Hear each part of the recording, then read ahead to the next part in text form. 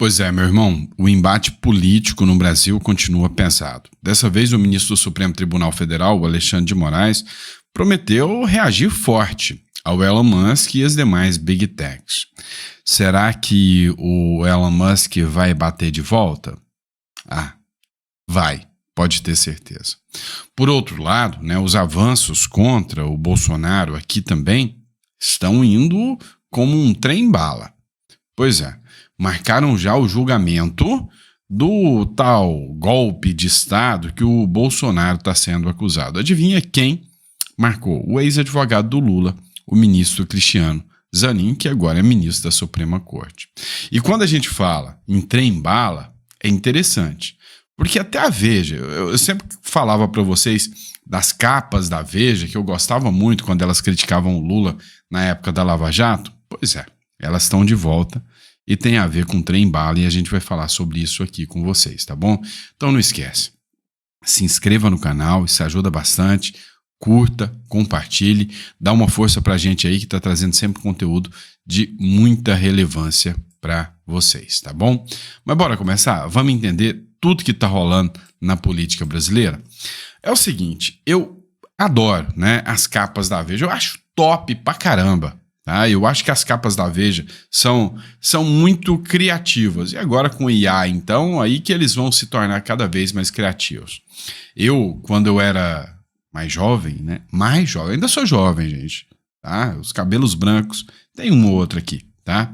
Mas o que acontece? Eu via, eu ia num dentista, em algum lugar, e tava lá aquelas capinhas da revista Veja, o Lula com a cabeça de medusa, o Lula com a fotinha dele atrás das grades, lá com a revista Veja, na época de ouro da revista Veja, Hoje nem sei se o pessoal ainda assina isso. Mas assim, olha essa aqui agora. Veja, direção perigosa. Existem sinais de que o crescimento anabolizado pelo governo Lula será seguido por uma freada brusca, acrescentando um novo capítulo à lista de equívocos que condenam o país a décadas de um desempenho econômico fraco. Resume aí, o Lula está destruindo o Brasil. O Lula não entende nada, patavinas de economia. A equipe do Lula não entende patavinas de economia. Vão levar, milênios para eles chegarem aos pés do Paulo Guedes. Essa é a realidade. Então, tá todo mundo falando, olha, o barco vai afundar. Tá todo mundo falando, o Lula é a pior coisa que aconteceu para o Brasil. Até quem criticava o Bolsonaro já voltou atrás e tá falando, não, realmente o governo Lula é muito pior do que até o governo Bolsonaro, Até quem era crítico ferrenho do Bolsonaro, Mas vamos lá, pessoal, partindo para a próxima matéria, só um recadinho rápido, no último vídeo eu esqueci de avisar, visite a nossa biblioteca digital, o link está aqui na descrição, é só você acessar, visita e conheça aí os livros que estão disponíveis para vocês, tá? Estão todos aí disponíveis, recomendo para vocês o 20 Regras para a Vida, tá? Se você quer algumas reflexões que podem fazer você crescer como pessoa, crescer, o seu ponto de vista sobre o mundo, livro 20 Regras para a Vida, recomendo para você, tá bom? Mas vamos lá, vem comigo. Eu já disse para vocês, que essas ações que estão sendo impetradas contra o Bolsonaro são um verdadeiro trem-bala, Ou seja, são uma verdadeira exceção, um tribunal de exceção, Chama atenção a forma, o atropelo, o acelero, a velocidade, de tudo isso, Olha só, matéria do Metrópolis. Zanin marca para 25 de março, tá? Julgamento da denúncia contra Bolsonaro. O ministro do Supremo Tribunal Federal marcou às 9h30 do dia 25 de março o julgamento da denúncia contra o ex-presidente da República, Jair Bolsonaro, que analisa uma suposta trama golpista para anular as eleições de 2022. Eu vou corrigir, tá? Zanin marca para 25 de março a condenação contra o Bolsonaro. Era assim que deveria estar escrito, tá? Porque ninguém, mas absolutamente ninguém, tem dúvidas acerca, de que o Bolsonaro vai ser condenado. O Conexão Política chegou até a fazer uma matéria, falando da celeridade, desse julgamento do Bolsonaro. Enquanto processos contra políticos prescrevem por lentidão, Os de Bolsonaro avançam velozmente no STF. Cara, ninguém tem dúvida que todas as decisões aqui têm um cunho político, né? E o judiciário tem suas preferências políticas. Os processos judiciais no Brasil seguem caminhos distintos. Enquanto algumas ações contra políticos prescrevem devido à lentidão do sistema, os casos envolvendo Jair Bolsonaro avançam em ritmo acelerado. Desde que assumiu a presidência em 2019, Bolsonaro nunca deixou de ser alvo de investigações, nem mesmo ao deixar o cargo em 2022.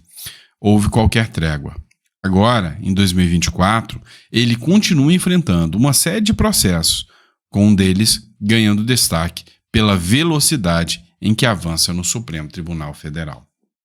E é impressionante, né, como as demandas contra a esquerda, contra os petistas, nunca andam, né? É impressionante, não é? Vamos lá, vamos falar do ministro do Supremo, Alexandre de Moraes, agora. Moraes defende reação forte contra a postura de tudo ou nada das Big Techs.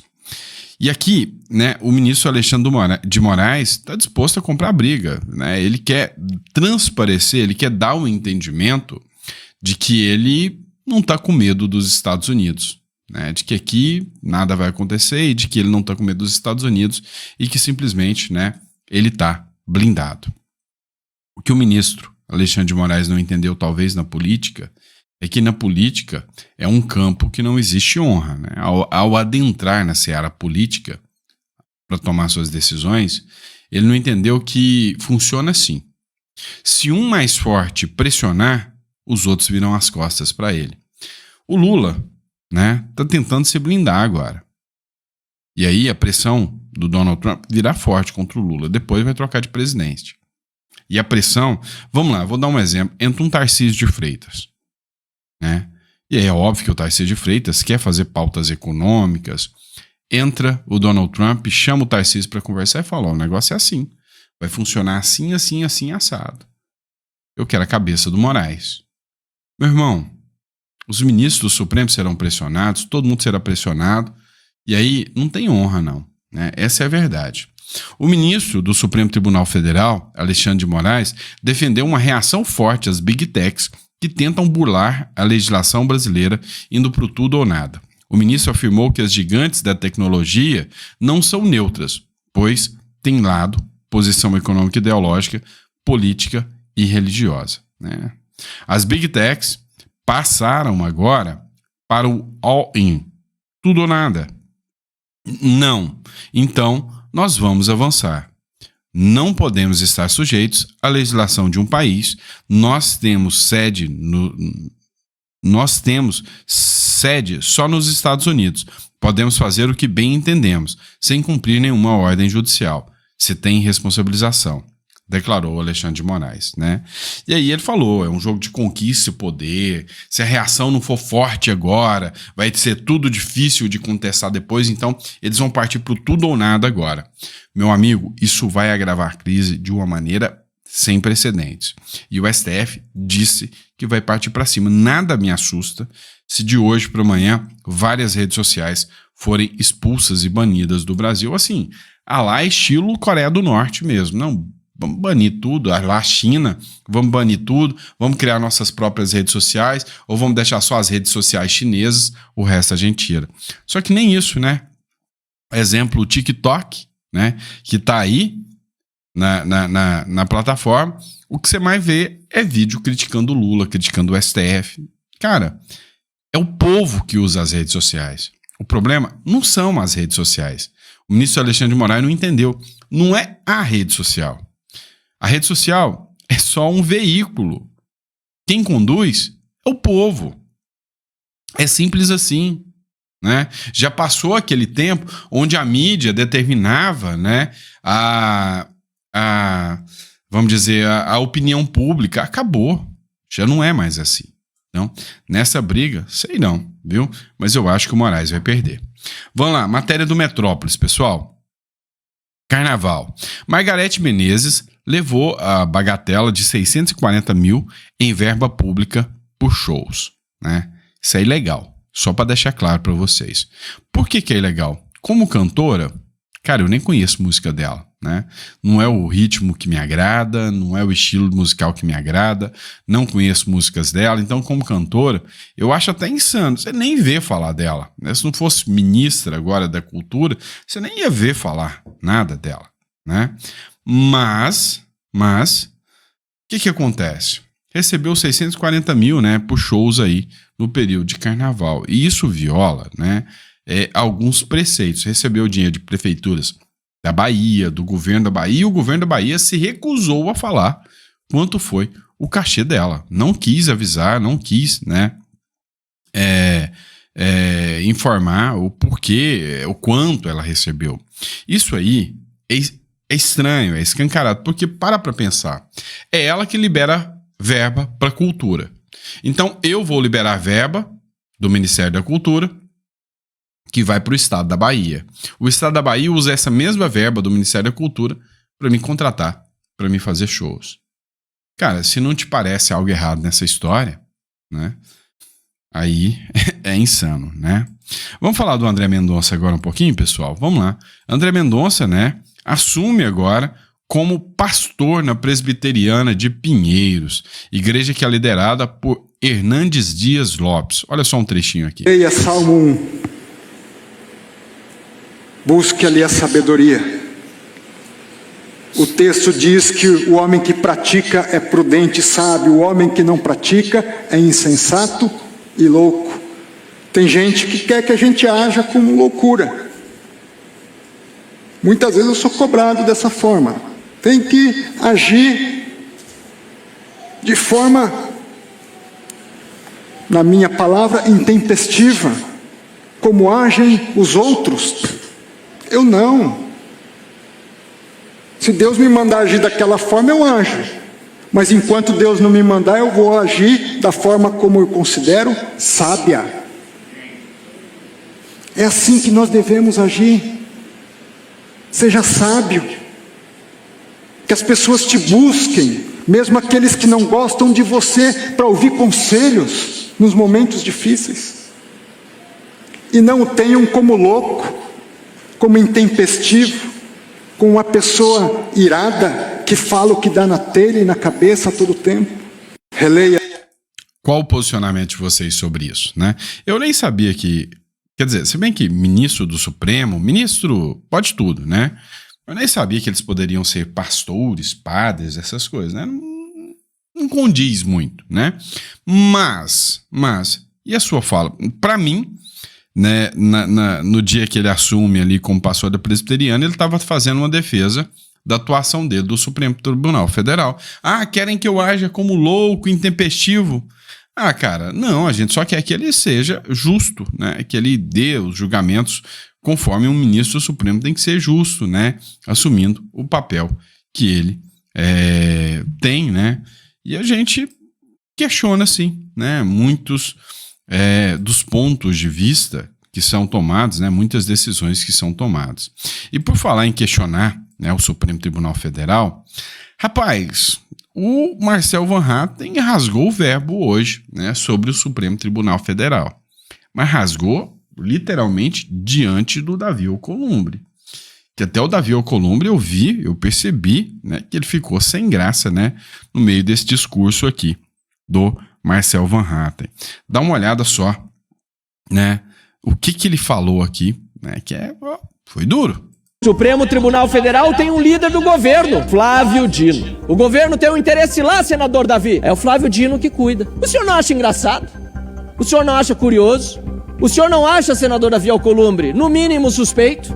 Por que cai tudo com Flávio Dino? Não é coincidência que ele esteja fazendo o serviço sujo do Lula, tanto para perseguir parlamentares, como para deixá-los, e também a Vossa Excelência, de joelhos diante dele? Senador Davi sabe, se não me contradiria e diria: não, senador, Flávio Dino não é líder do governo do Supremo, não. Flávio Dino está fazendo isso para ser correto com as emendas. Mas não, senador Davi não me responde, não vai responder, porque ele sabe, as paredes todas aqui sabem desse Congresso Nacional, está a serviço mais do que do Lula, do próprio Supremo para colocar de joelhos um senador eleito pelo estado do Amapá e que é presidente do Senado da República e do Congresso Nacional. E não só ele, mas todos os 81 senadores e todos os 513 deputados federais. O senador Davi Alcolumbre e os demais líderes do Congresso Nacional fazem de conta aqui e não se queixam do abusador. Deixam que o abusador os abuse, continuem fazendo aquilo que quer, aliás, batem palmas, vão às posses das suas excelências nos tribunais